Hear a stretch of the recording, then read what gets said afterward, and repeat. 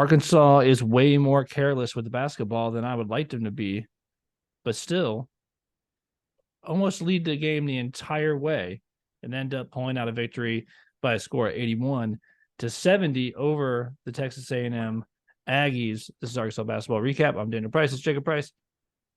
Man, this game, I heard some guys breaking down this game before the game started, and they said, hey, buckle up for 2.5 hours because there's going to be so much fouling in this game. It's going to be the longest game that you could possibly watch.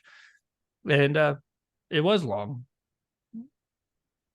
The fouls weren't terrible though, huh? I actually felt like, or as physical as it was, the refs swallowed their whistle, with the exception of a couple of times that the fans definitely let them know about, where they maybe called a bad foul here or there.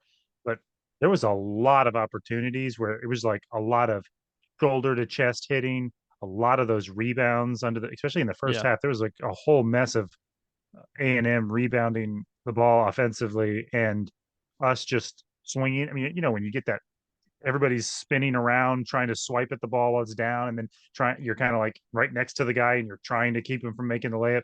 There was a lot of fouls in there that I thought, or potential fouls, that I felt like they did just swallow their whistle. So I didn't think that the reffing was terrible. Let's see. Yeah, I mean, we shot 28 free throws. They It's a shot lot. 24 free throws. That's a lot.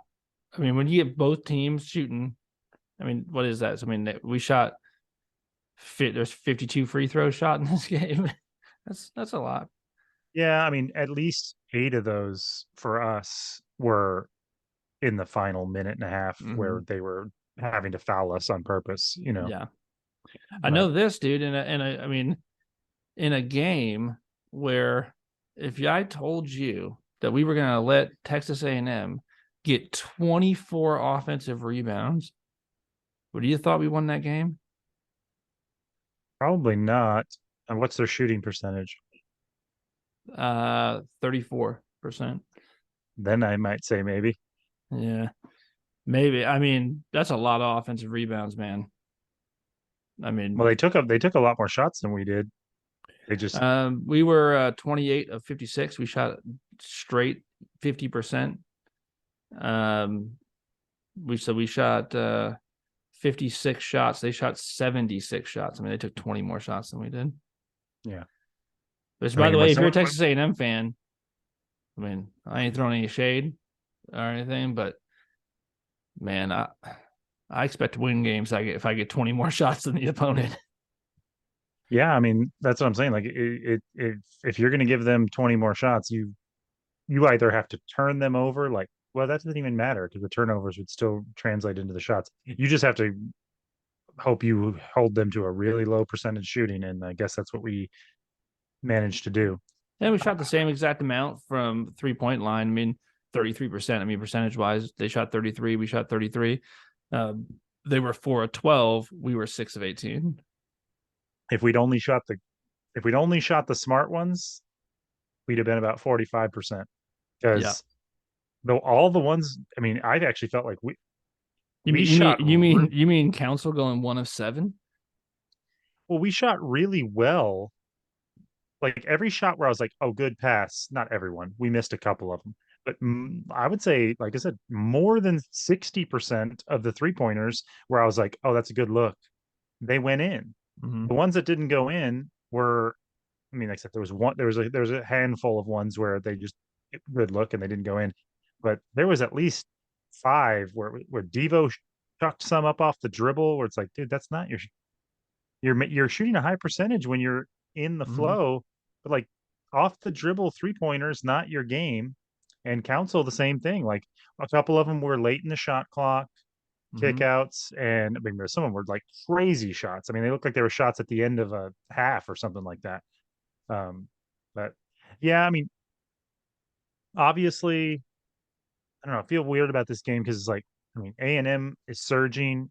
I mean, their conference record makes Seven and makes me one. furious. Yeah, that makes me so mad. It's just I'm so jealous. But um, so I'm excited that we beat him. I mean, you could have easily lost to that team, and that would have I mean, really been one of the nails in the coffin. I mean, Hmm. you're starting to really have that window close. So ecstatic that we won. A lot of good things like uh Council's energy in the first half of both of these last two games has been great. He's been really getting us off to a good strong Hmm. start with a spark start with his offense early, and he just has a bounce in his step. You know what I mean? Like Hmm. he seems like he's like what I like about it is he's not ready to quit Yeah. on this season. You know what I mean? And you can tell he's trying to lead as probably the most talented offensive player that we have. Um, and Anthony Black for being beat up and having his knee jacked up, rebounded. Like some of his rebounding are so key. You know Hmm. what I mean? Like they just come at really good moments and they're completely effort. And in a game like this where gosh dang, every time you get a rebound, you felt like it was like a relief. Like, gosh, just And he was, get that ball in your hands. and he when Anthony Black rebounds, he goes and rips them down. Yeah. Yeah. The I'll tell you the what was weird. Uh, Only seven guys get in the game tonight, so Muss really shortens the bench. He's got seven guys. Kamani Johnson doesn't play at all in a game that's where we're getting kind of killed on the glass, and Kamani never comes in, which is it was it an is weird. interesting move. Yeah, you would have thought he would have fit in there nicely, but Yeah, and then Pinion, we don't see Pinion tonight. What's also weird is that we did see Graham. We saw Graham for quite a bit in the first half and none in the second half. hmm And then and yes, Walsh was. I mean, that was when Graham came in, but Walsh didn't play very much in the first half, and then played a lot in the second half. Um, it seemed like he was like, "I'm not going to start you, Jordan, because you can't not get in foul trouble." And so I'm not going to put you in the game until like halfway through this first half. and the weird, yeah, that was weird that they didn't play Graham at all because in the second half, because I thought Graham played pretty well when he was in there. He got a couple of blocks. He scored Mm-hmm. a little bit. Um, He had yeah, he that had was no rebounds. Graham. Mm-hmm. Yeah. Well, maybe that's it. Um, yeah, Musselman's still trying to figure this, how to get these pieces to work. And I would say, so if I'm being negative, the things that still make me nervous about it is they still do seem like they're still kind of searching for the right pattern. Um, and I don't just mean with the players, I mean the offense still at times bogs down, like the way it looked in the first 5 minutes versus the way it looked in the middle of the second half, where there was just a ton of either Council or Devo dribbling the ball for 15, 20 seconds, and then there's no time. You know what I mean? Like, and when they're Yeah. when they're when they're playing the way I like that they play, and I feel like it's what they need to do is it's a lot of ball movement, a lot of passing. What we've talked about when the ball touches your hands, if you're not open, you're throwing a head fake and dribbling, and then making a quick pass and a quick cut, and just keep cutting, keep passing, and eventually it leads generally to a pretty good look. They still kind of bog down on offense. Another negative thing is they luckily they finished this game, but they do seem like they when they get up by 10 points, they have a hard time continuing to play at the level and in the way that got them that 10-point lead, and they have a hard time making that 10-point lead a 20-point lead. Hey, there's also a scenario where they let that 10 point lead go all the way down to a no point lead, and they Well, did that's do a good what's they did do a good job of at least maintaining, like, they would chip away and they get down to 6 or 5, then they go back up to 12, and they get down to 7, and they go back to 10, and they get down to 5, and they go back up to 9, and they did a good job of never letting it get to where it was a one. I don't think this was a one possession game in the second half ever. no, but they terrified me when they got within four Mm-hmm. with I think 3 minutes to go. I mean, that's a game. You know what I mean? Like Yeah.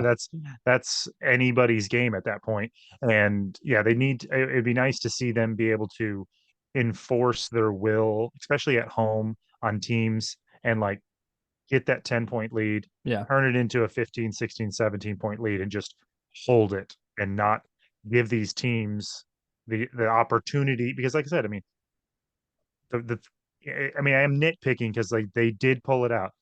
The problem is you let a team within two possessions Yeah. in the final minutes of the game, you can mess around and lose that game. You know what I mean? You're doing what we've been talking about, where you're leaving it up to a ref call, a wild 3-pointer, Yeah. a couple of your shots rimming out. You know what I mean? And now you lose that game, and your season is really crippled. So thankfully that didn't happen. They managed to pull that out.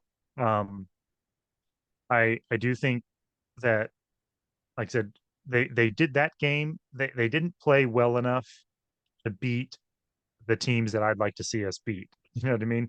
That there was too many turnovers. There were too many bad offensive possessions. Like that performance, while I mean, like I said, I'm ecstatic about the win. That performance, it had times where it's like, this is what I'm talking about. And that's Hmm. when you get those 10-point leads.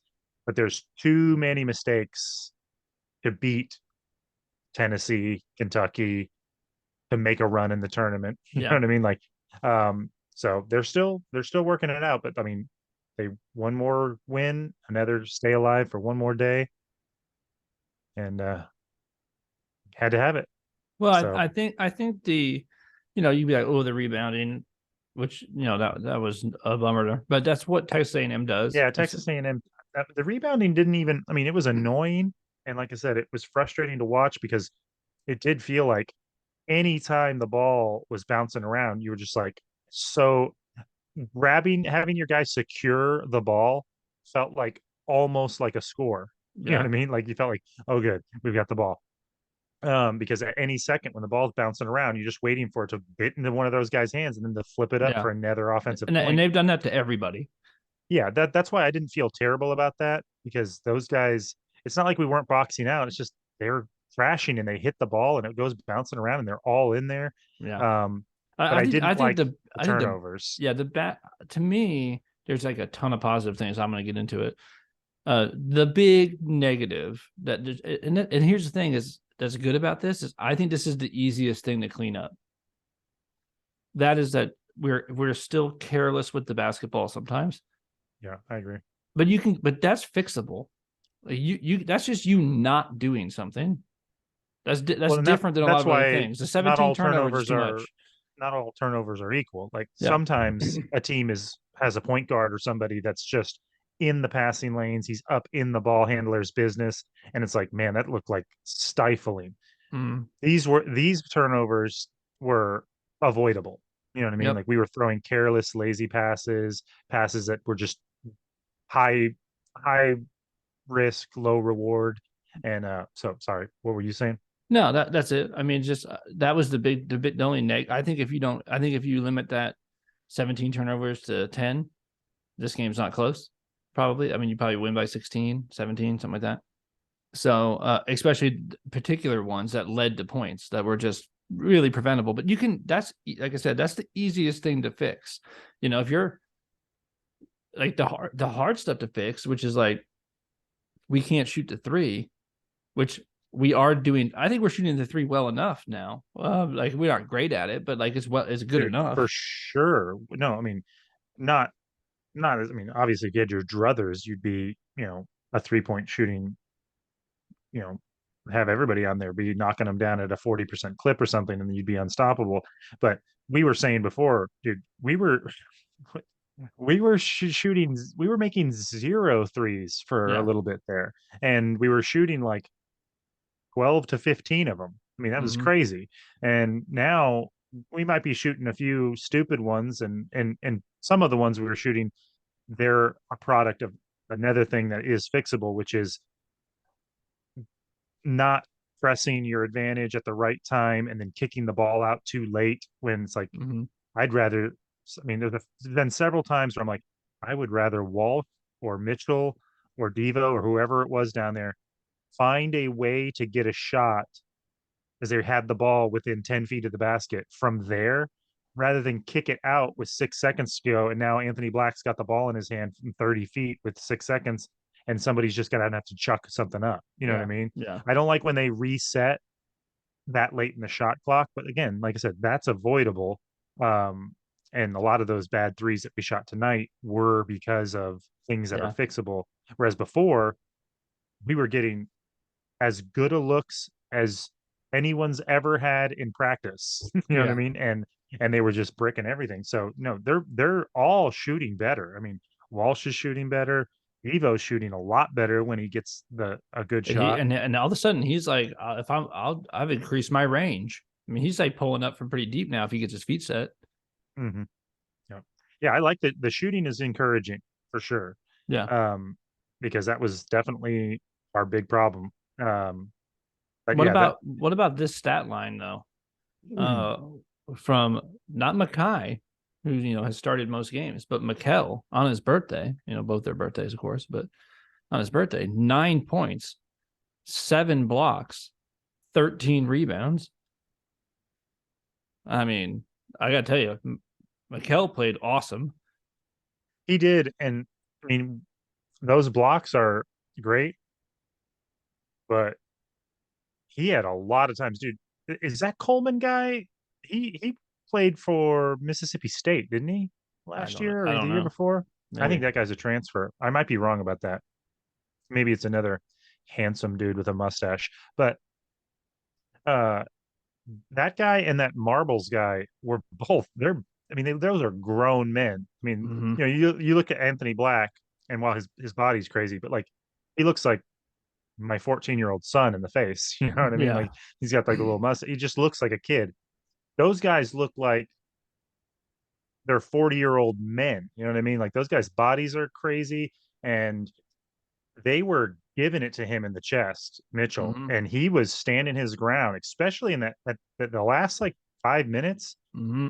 He had multiple plays where they tried to make space and he didn't give them any space, and then they were forced to take a much more difficult shot and missed several of them. Well, here's the thing. So both Mitchells, Mackay and Mikel.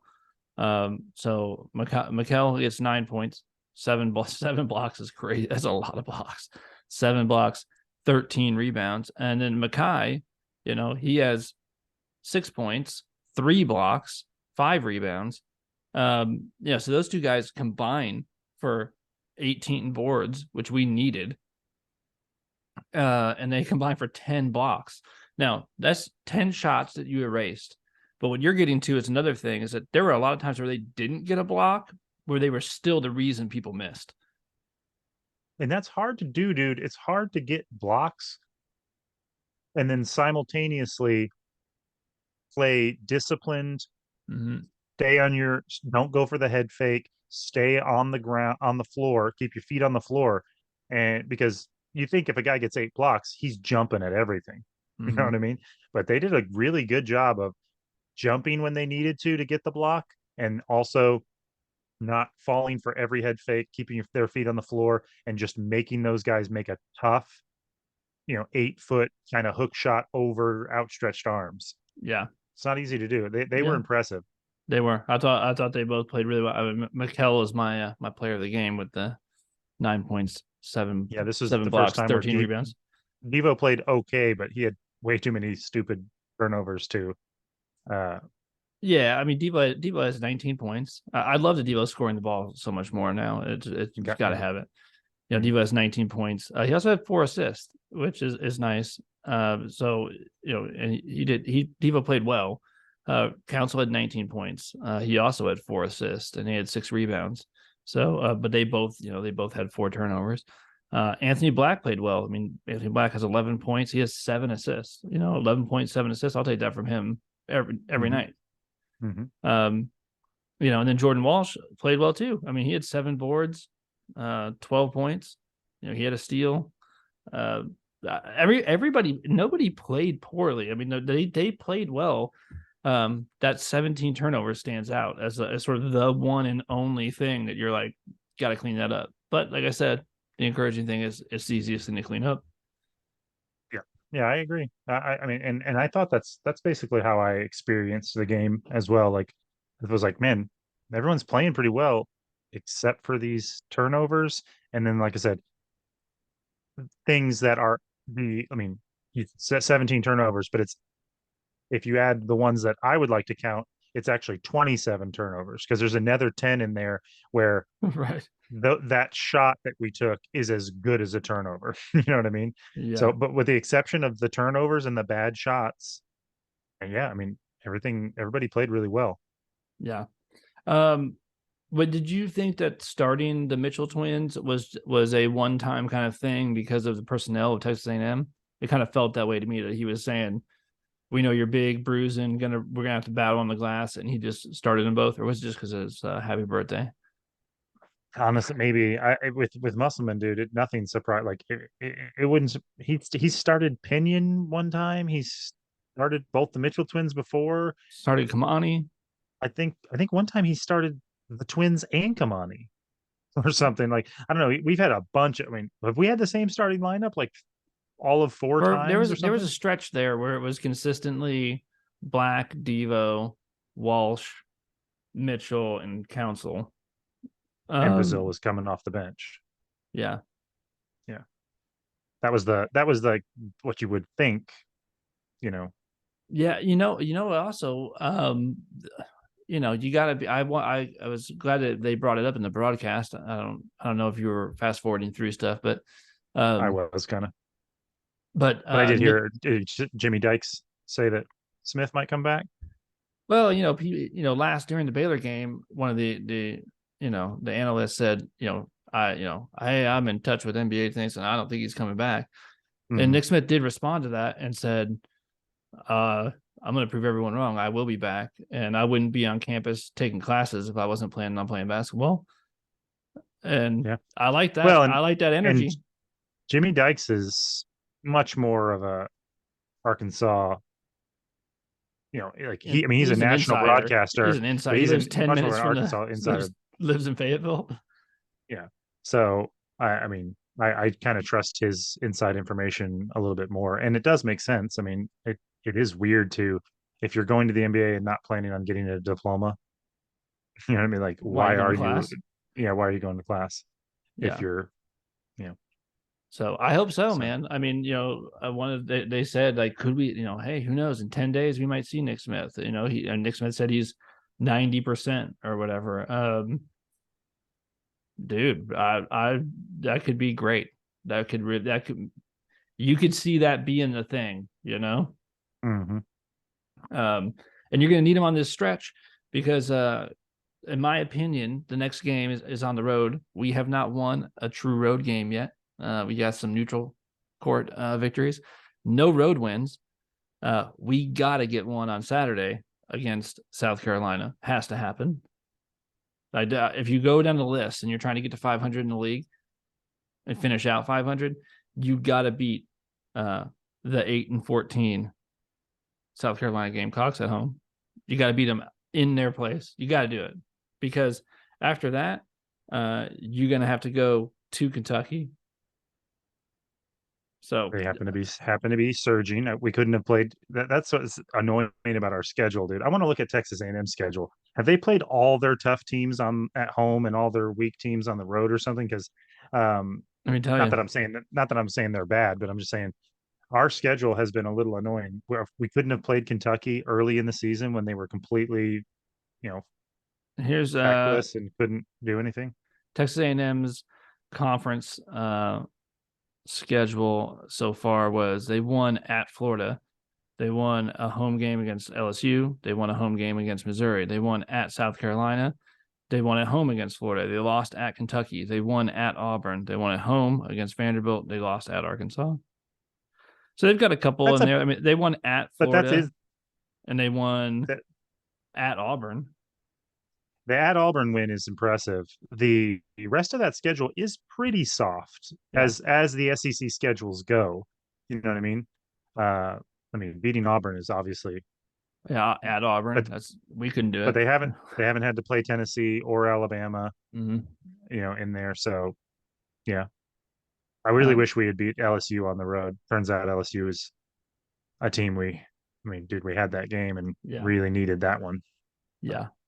Yeah, and we were that. I mean, that was right. Like, you want to talk about like the worst time for Arkansas this season was that. I mean, that first stretch when they were really. You talking about they're still trying to figure it out. That was when they were like really trying to figure it out. Yeah. I mean, here you're starting to have some like, things are taking shape. It was shapeless, and when we started conference. So, anyway, but yeah, I think that's what you got to do, man. You got to go on the road on Saturday. It's time to get that first true road win. You got to do it at South Carolina. Yep. All right, man. All right. Well, that's it. And also, it's a big game too because you get to 500 in conference. That'll put you at 5-5. Then you're looking at just playing even ball. I mean, I would like to not do that, but if you get that win and then play even ball the rest of the way, you're in okay shape. Yeah, like you said, I mean, it sounds like we're being a little bit like obviously there's a version of this season where Nick they Smith start comes to rate. back after the South Carolina game and you beat Kentucky on the road. Well, honestly, yeah, I mean, like anything's possible. And you could this team has enough talent if they played at their peak and don't turn the ball over, don't take dumb shots, figure out how to work their offense a little bit better. I mean, they could beat teams like Kentucky and Tennessee and Alabama. It's just tonight didn't show that yet. Mm-hmm. You know what I mean? It's hard to imagine beating Tennessee playing, at that level. We got Turning we the got to ball over. step up to. You're not going to beat Tennessee and turn the ball over 17 times. That's not going to happen. The defense was good enough tonight to beat Tennessee. I thought our defense was really, really good. We're gonna need both those Mitchell kids to have a game like that against that big boy of Tennessee. Yeah, and Sheboy. Yeah, and Sheboy. Sheboy is a full grown man. You want to talk about a man putting his shoulder into your chest? There's not any more full grown man in the SEC than Oscar Sheboy. Yeah. So, all right, man. Well, that's it. Well, We'll be back on Saturday. all right. See ya. All right. See you, bud.